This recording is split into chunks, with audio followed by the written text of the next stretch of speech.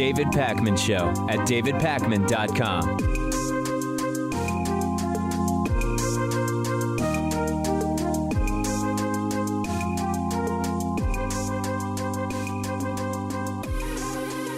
So I actually had no idea Sunday night when I was preparing the Monday show that I would end up talking so much about impeachment this week. But every single day, the number of prominent Democrats and legal experts who are saying impeachment is justified, impeachment is the correct thing, impeachment debate at minimum, if not proceedings, should actually start right away. That number of people is growing and growing. So every day I find myself with sort of more to discuss about this. And I don't want to sort of like rehash the entire list for you every single day in order to build on it. But I'll remind you that Elizabeth Warren now says that she believes impeachment of Donald Trump is the right thing. There is a growing number of people, some of whom I'll add to that list today, who are saying this. And the point is, it's a movement that is gaining momentum at this point in time. And it's really important to talk about the distinction between starting a debate on impeachment in the House of Representatives and actually filing impeachment proceedings, which would be a sort of formal investigation culminated by a vote by members of the Senate about whether the president should or should not be removed. The mere start of debate about impeachment would allow a whole bunch of documents to be released. The House could debate and decide rather than to impeach, to censure, for example. And we could talk about whether censuring really has any sort of practical impact on the president of the United States.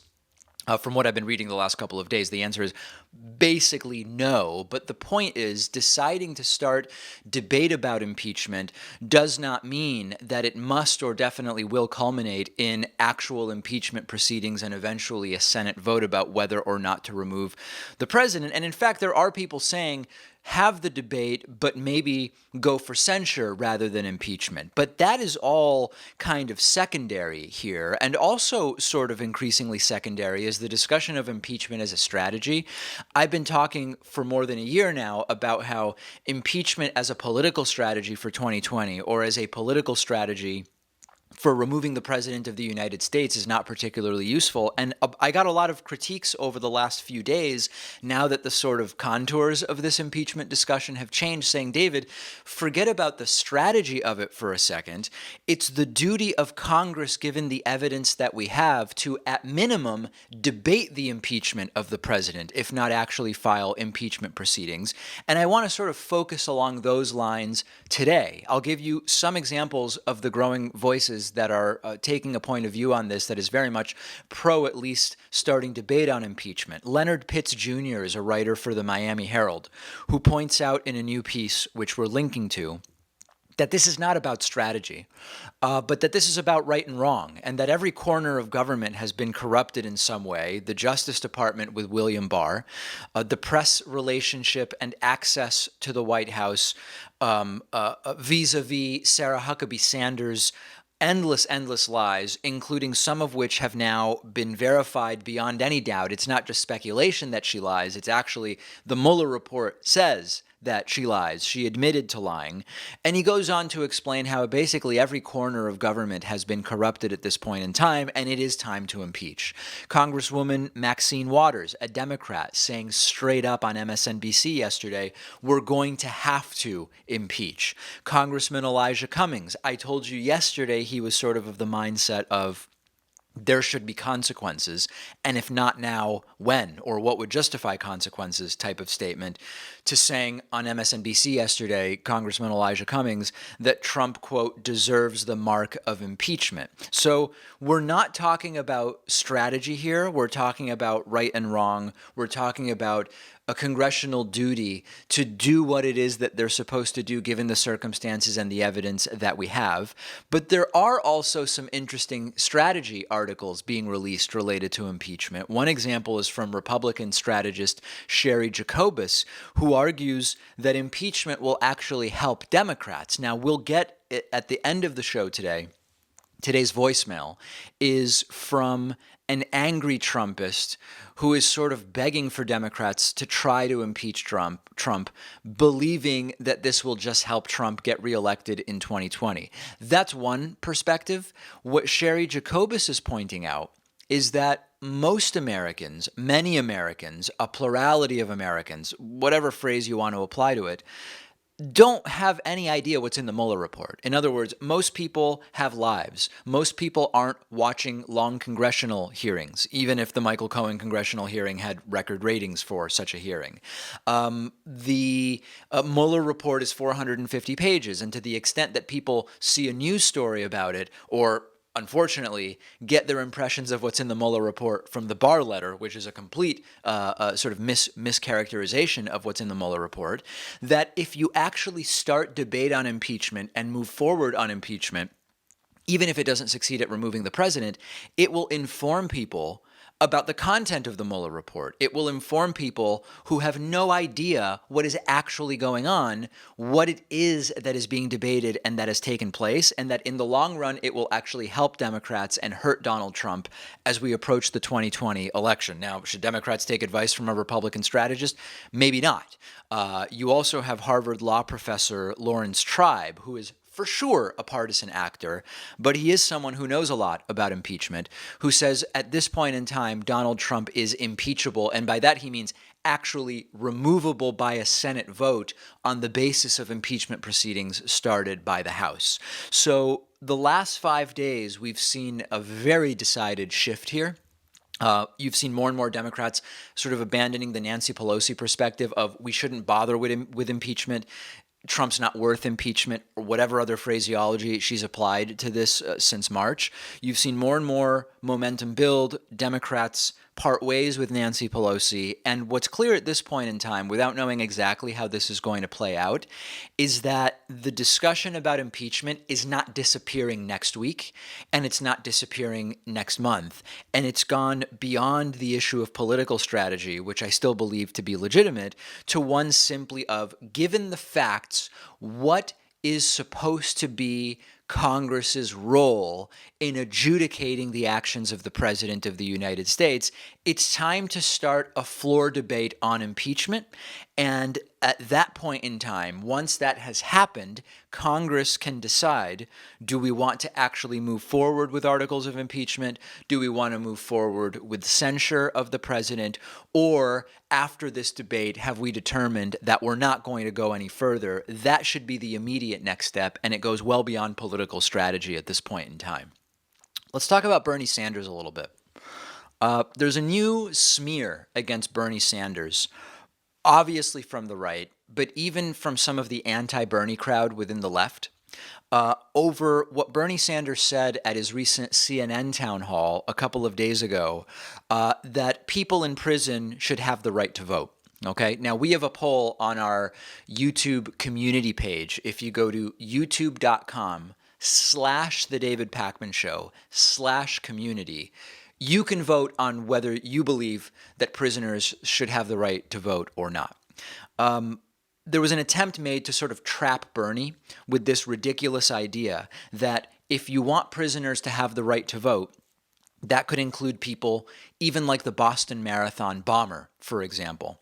And Bernie, as he did during the Fox News debate, really did a good job of avoiding the trap. And you're going to hear some other people in this first short clip give their opinions, other town hall participants from CNN.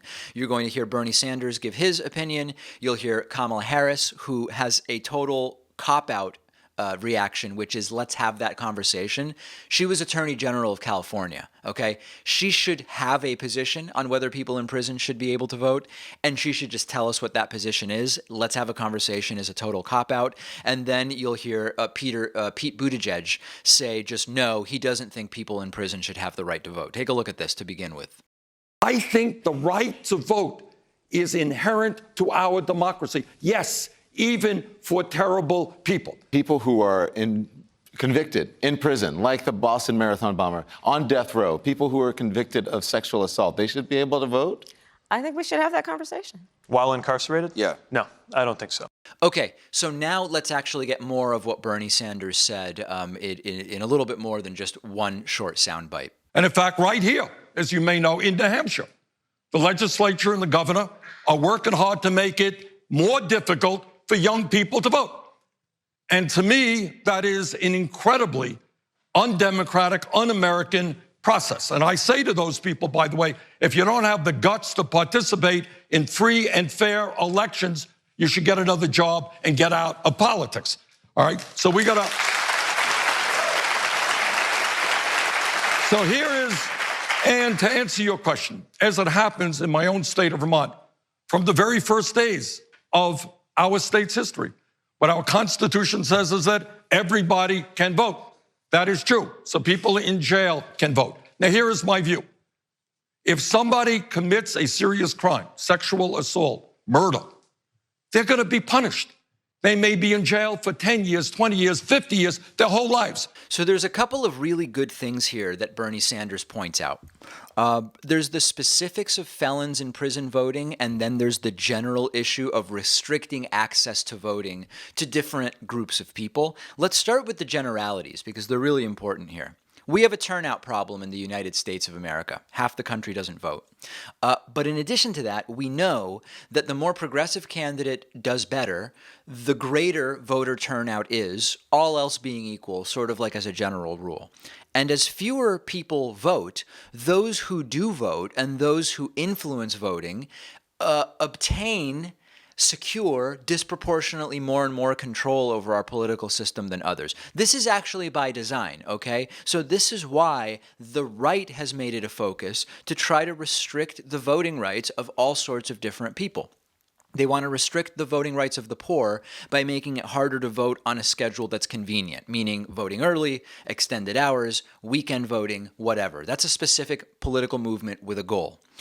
Requiring documents that, while the documents in and of themselves are free, they require other documents which are not always free to obtain. They require taking time off from work to go stand in line to get your voter ID. That's another way to limit the number of people voting, but also to sort of target it in a very particular way. Limiting where and when you can register to vote or be asked to vote, or limiting automatic voter registration. This is all part of the same thing. It's saying, here's a category of people who we want to have a more difficult time voting because we do better, we being the right, when this group of people does not vote. And it's really important to be careful about slippery slopes, okay? Often there will be claims that if we do X, then Y will happen. If two men can get married, all of a sudden a man will be able to marry a zebra. Okay, that's a ridiculous slippery slope. Animals can't consent to be parties to contracts, among many other reasons why it's ridiculous.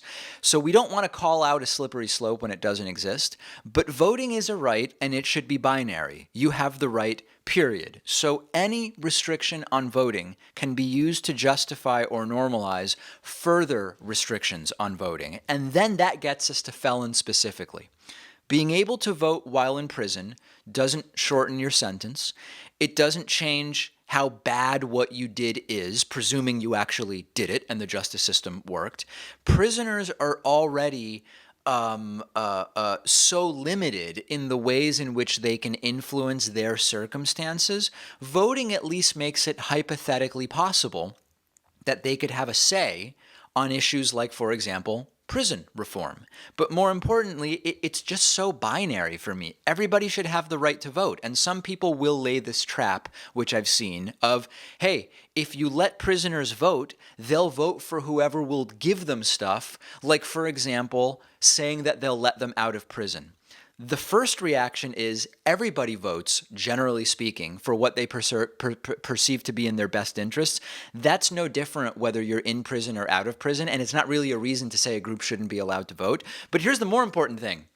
If you believe that the prison population is so big that allowing prisoners to vote could result in electing someone who will straight up let them out of prison, the reaction shouldn't be they shouldn't be allowed to vote. The reaction should be, we have way too many people in prison if the population is so big that merely allowing prisoners to vote could change the results of elections in such a way that someone promising, if you vote for me, I'll let you out of prison, could actually be a playable strategy for winning an election. Good for Bernie Sanders not allowing himself to be pulled into these irrelevant debates. And what about the Boston bomber voting? The right to vote is binary, and I believe that people in prison should have the right to vote. Now, I want to hear from you about what you think. You can vote about this issue at youtube.com/The David Pakman Show /community. And on tomorrow's show, we'll have the results from our audience. In the meantime, let me know your thoughts. I'm on Twitter at @dpakman, and the show is on Twitter at David Pakman Show. The David Pakman Show at davidpakman.com.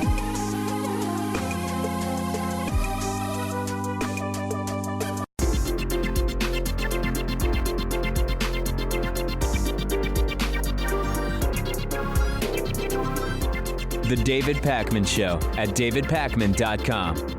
Today's new member of the day is Jason Kirker. Jason, thank you so much for signing up at www.joinpakman.com. As I have mentioned on occasion before, this program's mostly funded by viewers and listeners who sign up for membership. It's not just a feel-good thing. You actually get some great member benefits, including the daily bonus show, commercial-free audio stream of the show, commercial-free video stream of the show, and a bunch of other great stuff. So sign up on our website, www.joinpakman.com.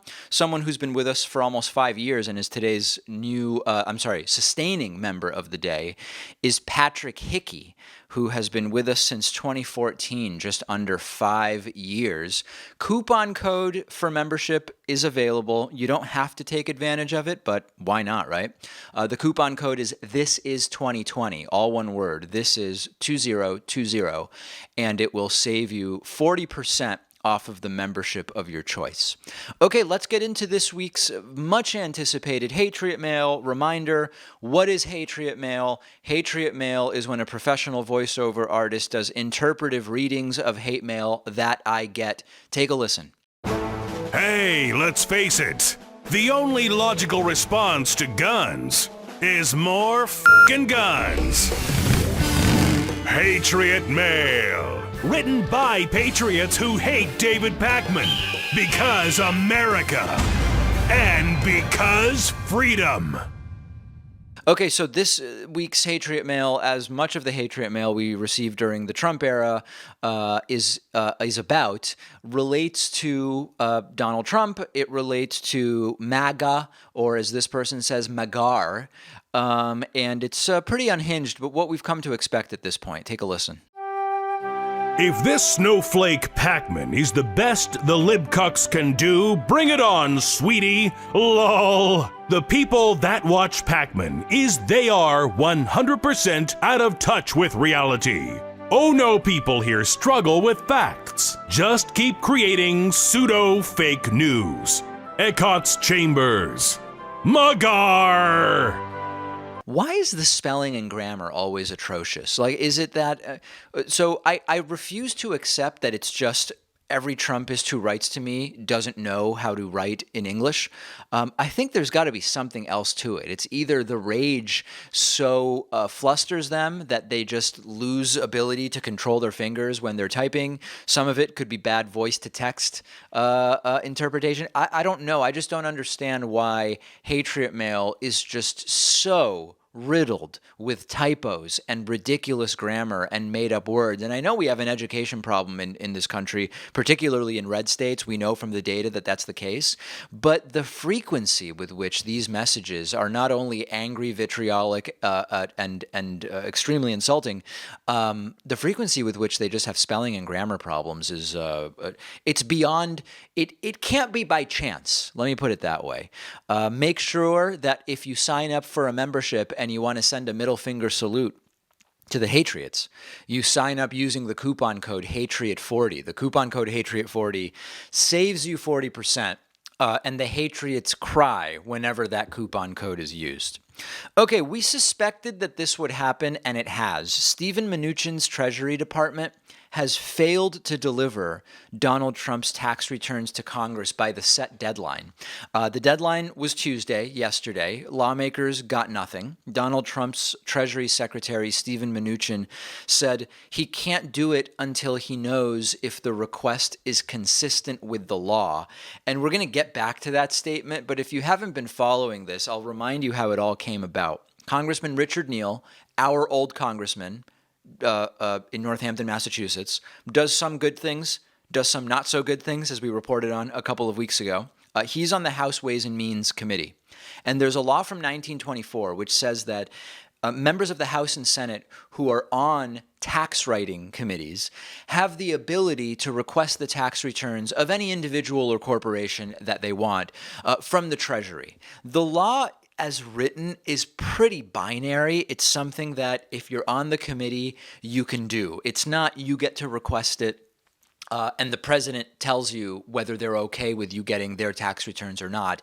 If the tax returns happen to be those of the president, it's not you request it and the Justice Department can get involved in deciding whether or not you actually get those tax returns. It's not up to the president. It's not up to the Justice Department. The law is pretty simple. But there is one sort of reasonable hitch in all of this which has come up, and it seems to be implied in the law. But as we know, interpreting what is implied by law is a complicated thing, but the argument that's being made is that implicit in this 1924 law is that if someone from any of these tax writing committees is requesting the tax returns of an individual or a corporation, that there should be some kind of legislative agenda or purpose to requesting those tax returns. It's not totally clear what that is for Richard Neal requesting Donald Trump's tax returns. You could argue the legislative purpose is that depending on what's in Trump's tax returns, Congress might decide they need to impeach the President of the United States if they see something in there that suggests that there has been wrongdoing or potential financial criminality.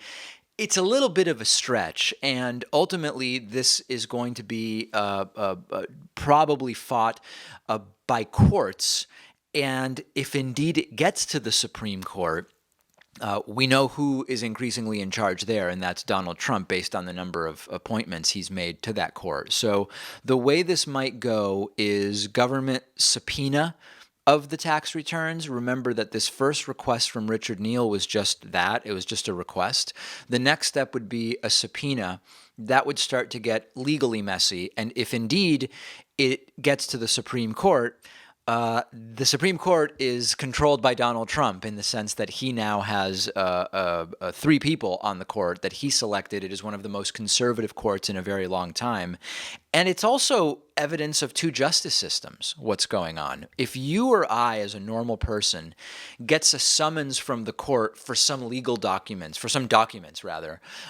gets a summons to appear by a certain date, if I ignore that and say, I'm considering whether the request is consistent with the law, and in the meantime, I'm not going to give you what you want or show up when you told me to, I would be arrested and brought to court or held in contempt until I provide those documents. And eventually, short of the subpoena, Steven Mnuchin could actually be charged with inherent contempt of Congress and taken into custody, although obviously none of us expect that will happen because we have 2 justice systems in the United States of America.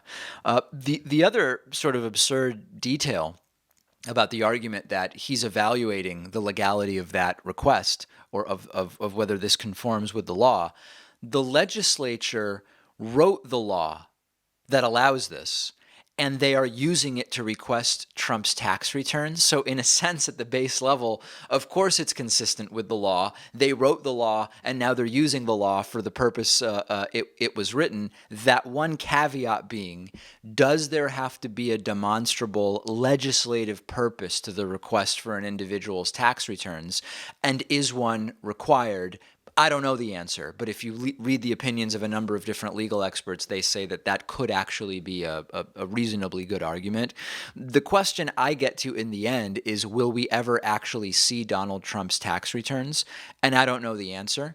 Let me know what you think. Will we see Trump's tax returns? Let me know on Instagram. The show's on Instagram at David Pakman Show. I'm on Instagram at david.pakman. And we'll take a very quick break here and be right back. The David Pakman Show at davidpakman.com.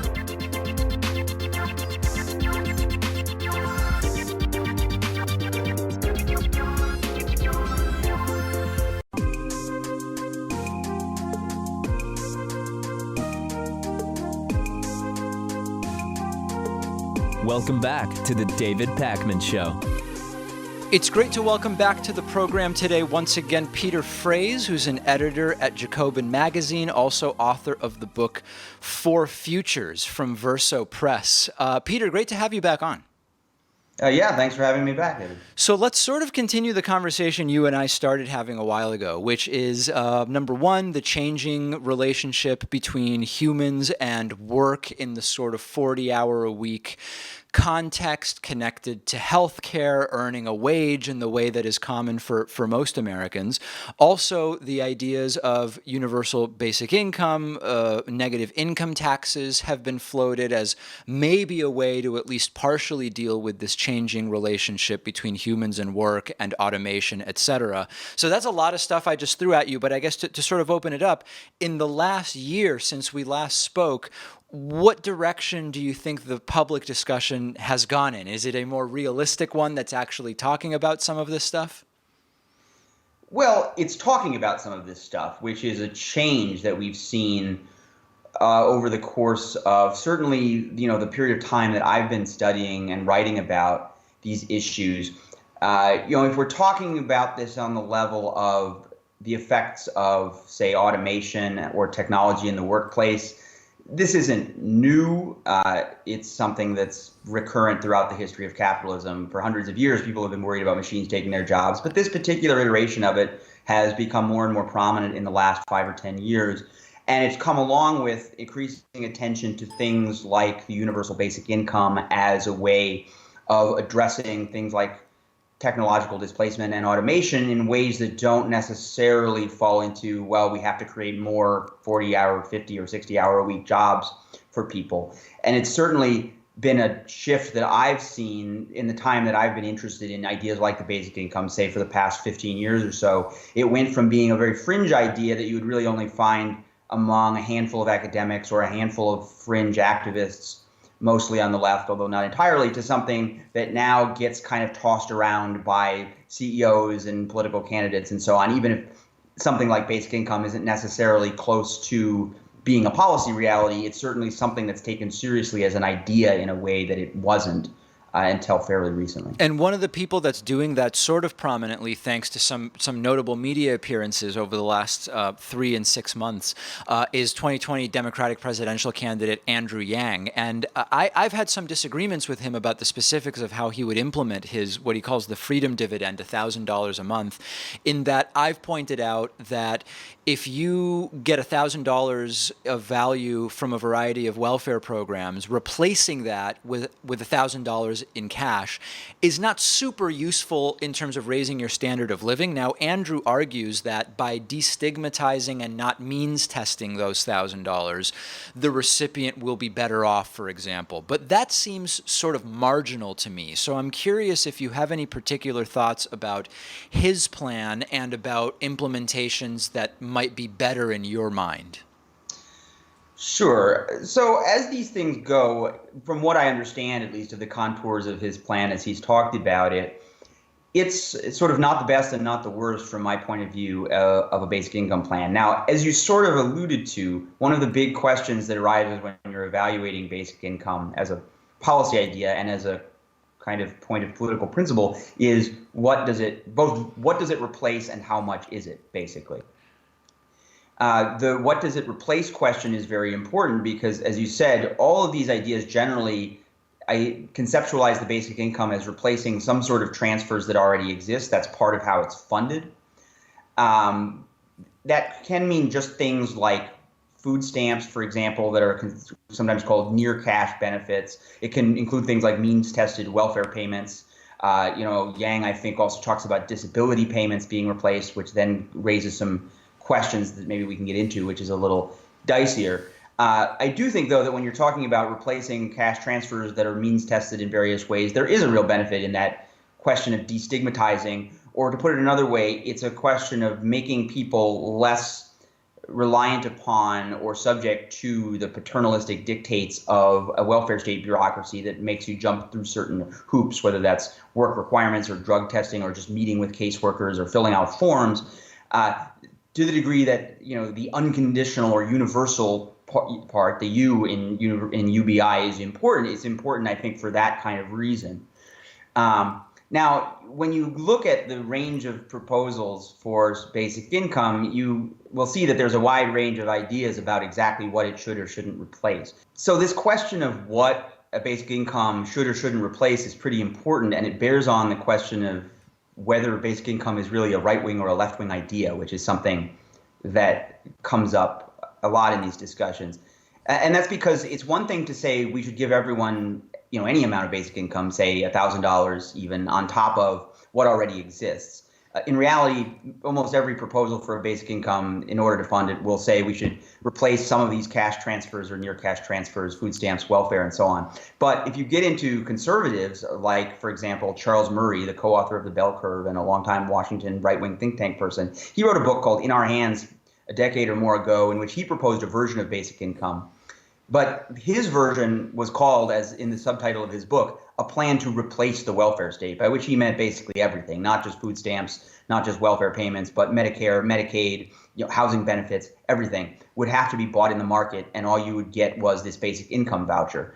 And so that version of basic income is one that a lot of people on the left find disturbing and find to be a sort of right-wing or neoliberal Trojan horse to voucherize the entire welfare state and leave a lot of people worse off, which is why sometimes you get the distinction that's made that I take from a collective called the Undercommons that published an article in Boston Review about this. They distinguish between what they call UBI plus and UBI minus. UBI plus is basically taking the system we have, maybe taking away some of these conditional cash transfers or means-tested transfers, but leaving in place fundamental services like a right to health care and education and housing, and then supplementing that with an unconditional cash transfer that people can use for what they want, versus what they call UBI minus, which is where you're essentially taking down the whole edifice of the welfare state and just replacing it with a check that will almost certainly not be enough to cover people's needs, and also won't be really egalitarian in the sense that giving people a voucher to buy health care is unfair, in the sense that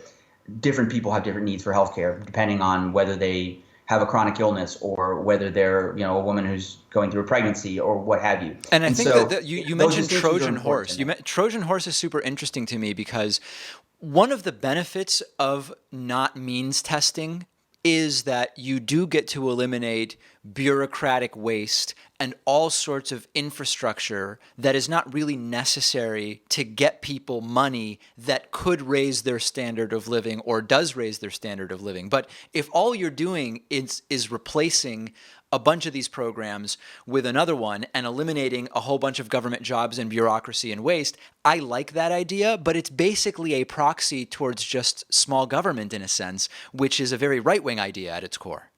Well, I would say it not necessarily. Small government, the idea that the size of government is what matters is, I think, what is the right-wing idea that, we're debating whether we're for big government on the left or small government on the right. Which is a false debate, I admit. Proper terms. Yeah.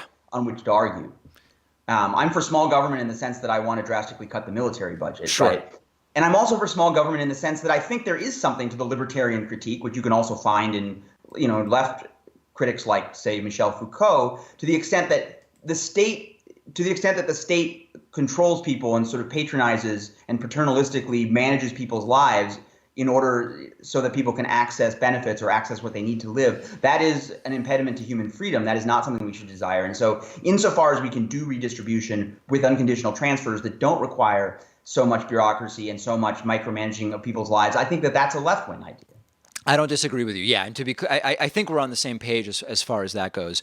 To talk about the other side of the equation a little bit, what is it that you see as the most sort of pressing realization that should be part of the conversation that isn't, about what the relationship of humans to work will likely have to be modified to be in the next 5, 10, 15, 20, 30, 50 years, whatever time frame you want to sort of look at? What's one of the fundamental changes that we are going to have to come to terms with about how work fits into our lives that's not really being given the attention it should? Well, I think I don't necessarily want to say, what we're going to have to decide. Yeah.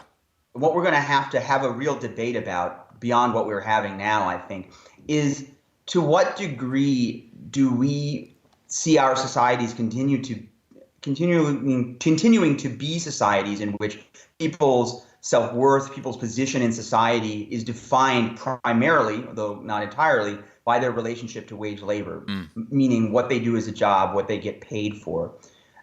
And that's not to say that jobs are all going to disappear. I think that that's also kind of a mistaken way to have the argument, because it's possible. There's ways we can imagine lots of jobs being created for people.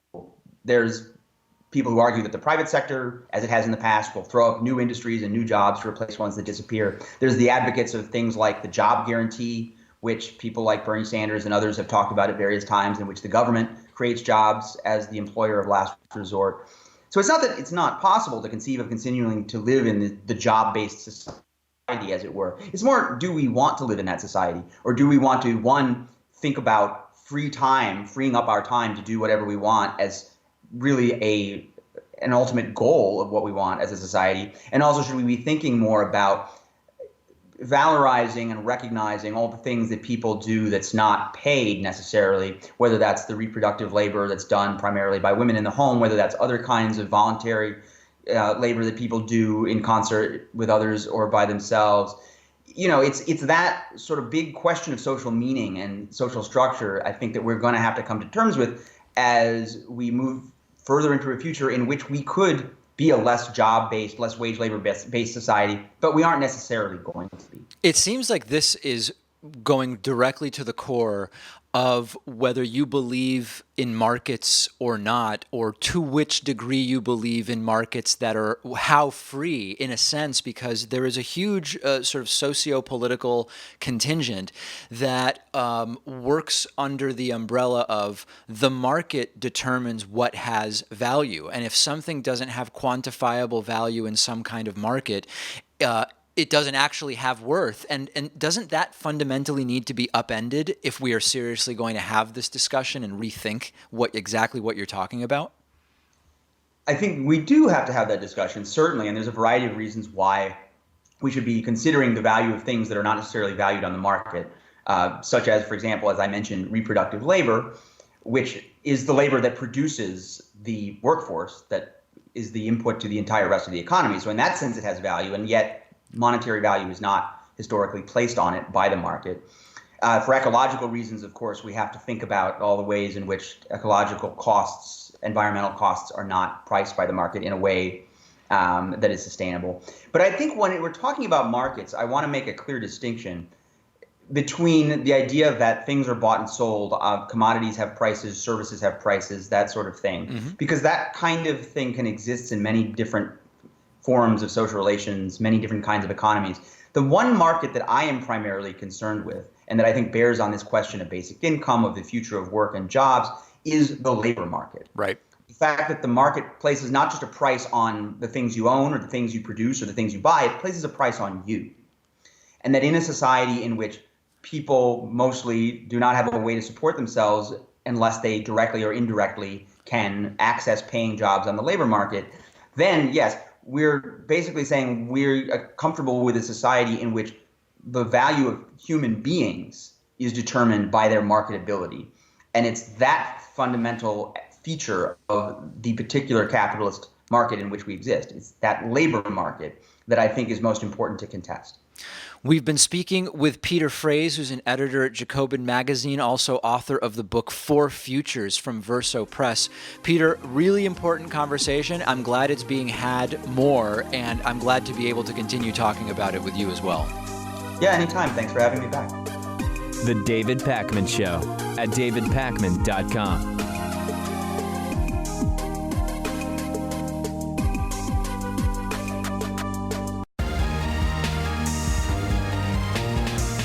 The David Pakman Show at davidpakman.com.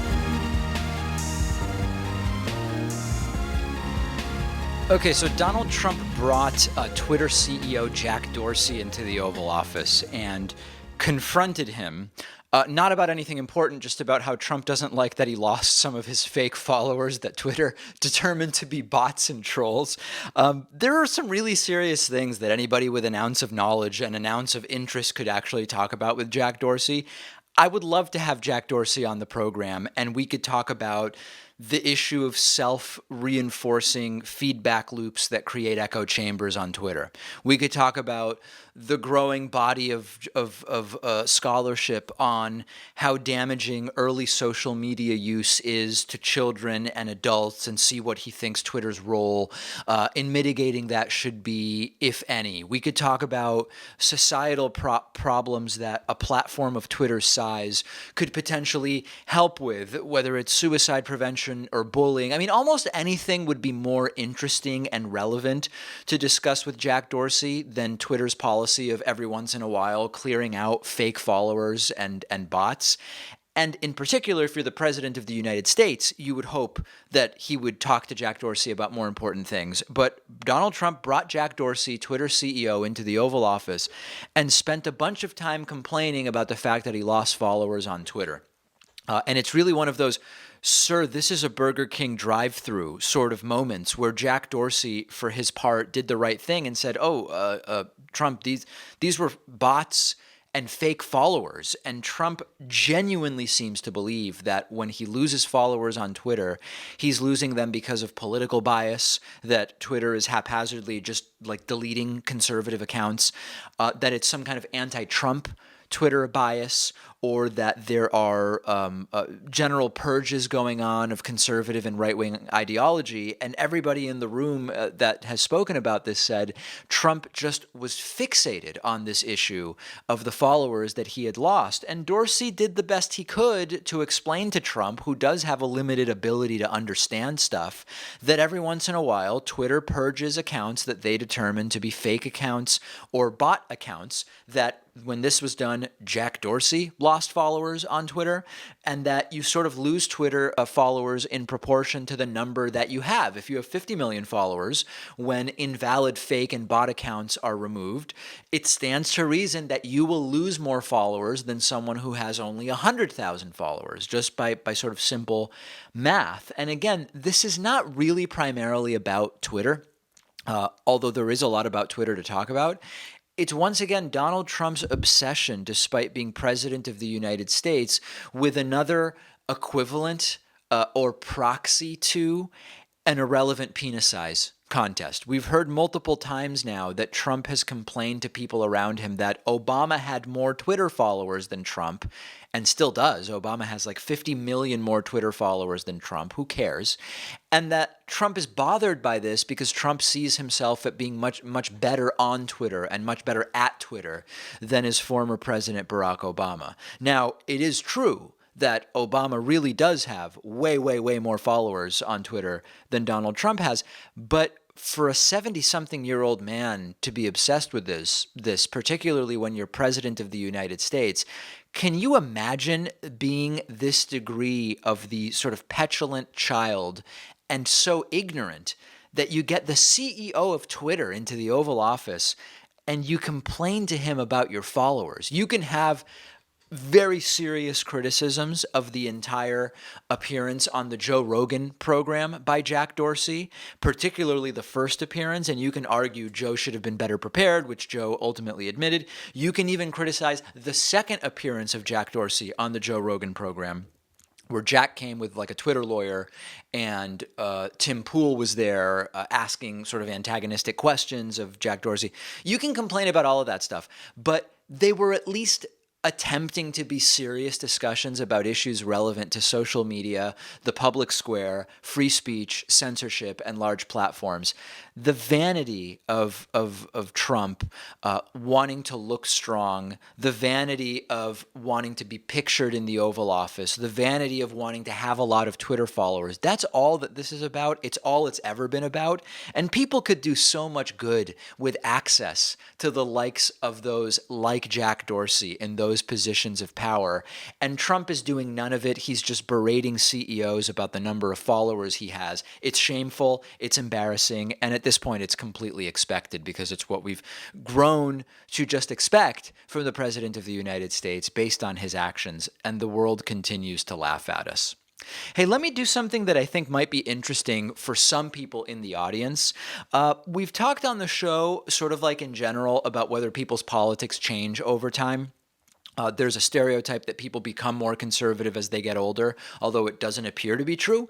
What the reality of the situation seems to reflect is that at any given point in time, those who are older at that time are more conservative than those who are younger. But there is not evidence that people become more conservative as they get older. And there's been this sort of funny criticism of me lately from some enclaves of the left that I'm a neoliberal, centrist, moderate of some kind. I'm not really a progressive. Lately, it's coming a lot from the sort of Tulsi Gabbard wing of the left, sometimes from the sort of pro-Assad wing of the left. There's some other enclaves that love to tweet to me and email me and comment on our YouTube videos that I used to be left, and now I've sort of become this centrist neoliberal shill or whatever. And it's kind of amped up over the last 2 years, but particularly over the last 6 months. So let's figure it out. We've done the political compass test multiple times before. So we actually have my political orientation from many years ago, from 2 years ago, and I retook the test this morning.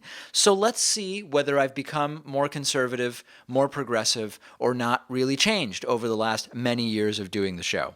First data point is from when I took the political compass test back in 2012, okay?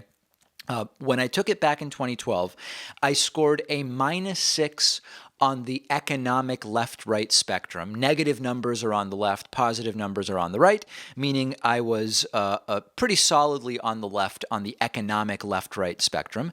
And I was also a -6 on the social authoritarian libertarian spectrum. Negative numbers are libertarian, positive numbers are authoritarian. So 7 years ago, when I took this test in November of 2012, I was -6, sort of solidly left libertarian, which is a pretty good way of how I self-describe my political beliefs. We then let 5 years go by, and I took the political compass test again in 2017, a couple of years ago. And from 2012 to 2017, I became more left economically and more libertarian over authoritarian in the sort of social dynamics and social issues. I went from -6 to -6.4 on economic left-right, meaning more left, and I went from -6 to -6.8 on authoritarian libertarian. More libertarian over authoritarian than in 2012, more left on economic issues in 2017 than in 2012. So then we get to where the rubber meets the road. I again took the test this morning, and it turns out that I've become even more progressive on both the authoritarian libertarian spectrum and the economic left-right spectrum. On economic left-right, I am now at -6.63. Again, 7 years ago I was -6. 2 years ago I was -6.4. Now I am slightly more than -6.3. And on the libertarian authoritarian spectrum, I am now -7.13. Again, more libertarian over authoritarian than ever. And so there's a couple things here. Number one, I think it's good to accurately understand our political beliefs, and whichever test you like, I've talked about how the I side with test is not a good one. It's very, very flawed. Political compass is better, although it has some flaws, which I'll talk about in a moment. I have a lot of friends who had the sort of identity in their minds of themselves as conservative. And I would do sort of like a verbal political compass with them, where I would ask them their positions on taxation, on social issues, on economic justice, whatever. And their answers on every single question were clearly left-wing. And there's a lot of people out there who have come up with a sort of identity or characterization of their politics that is just not accurate on the issues. And unfortunately, this hurts the left. People are much more left than they believe themselves to be. When you ask people about so many issues like healthcare, taxing the rich to reduce inequality, so on and so on, there's a disconnect between people's views on the issues and how they sort of identify politically. And I think it's a really important thing to understand what your politics are. And so one thing that is good is that I seem to have a relatively accurate assessment of what my politics are. Now, there are some problems with this test, okay? Number one, I don't believe that the test has really changed almost at all since I first started taking it 7 years ago. And it's possible that there are just better or more precise questions that could be asked to ascertain what one's place is on the political spectrum. There are also just some really specific criticisms of the questions on the test. There are some loaded questions on Political Compass. There are sort of very black-white framings for issues that really require more nuance. So like one of the questions on the test is, abortion when a woman's life is not threatened should always be illegal. The use of the word always makes it difficult to really answer the question the way most people think of the issue. So like that's an example of how some of the questions are not necessarily the best questions. And I could give you other examples of that. But overall, I think it's good that this test has sort of a matrix rather than just left-right. It assesses your place on the economic political spectrum and also whether you have a tendency towards libertarianism or authoritarianism. And I guess, you know, for everybody saying, David, you've become a centrist shill over the years, it's quite the opposite. I feel as though I am more progressive than ever, and at least the Political Compass test seems to bear that out. The I side with test is so off the rails that it straight up had me as sharing socialistic beliefs with Kirsten Gillibrand, who of course isn't a socialist, and I'm not a socialist. So that I don't think that's a good test. Political Compass isn't bad, and if you have other sort of questionnaires that will put you on the political spectrum that you think are better than Political Compass, by all means, send it to me, and I'll do it, and I'll let you know what my results are. Okay, we have a voicemail number. That number is 219-2-DAVID-P. I've received a number of comments and voicemails and messages from Trumpists and right-wingers over the last week, during which impeachment discussions have continued to grow. And one theme is people like this furious Trumpist that I'm going to play for you, furious Trumpist Jimmy from Philly, who admitted to a drinking problem and many times drinks before calling me. He believes that it would be a gift to Trump for Democrats to try to impeach him. Take a listen to this. David, Jimmy from Philly, regarding your impeachment video. I hope to God they impeach him. Oh, pretty please impeach Donald Trump. He'll just win again when he's acquitted from the Senate. Yeah, there are more and more serious analyses which suggest that so many people lack knowledge about what it is that has transpired over the last 2 years, that merely debating impeachment and exposing to more people the content of the Mueller report would not be good for Trump, but it would be very, very bad. But, you know, I still am of the mindset that it is a very likely outcome that Donald Trump is reelected in 2020 and gets another 4 years, which is why you'd better be ready to vote. So I think that Jimmy is obviously taking this position. He may be right and he may be wrong, but ultimately it's going to come down to turnout. We've got a great bonus show for you today. Make sure you're a member or a patron to get instant access to the bonus show. We will talk about Americans sitting more than ever and why that's really bad for our health and what I'm doing about it, as well as many, many other stories. Hope to talk to you then.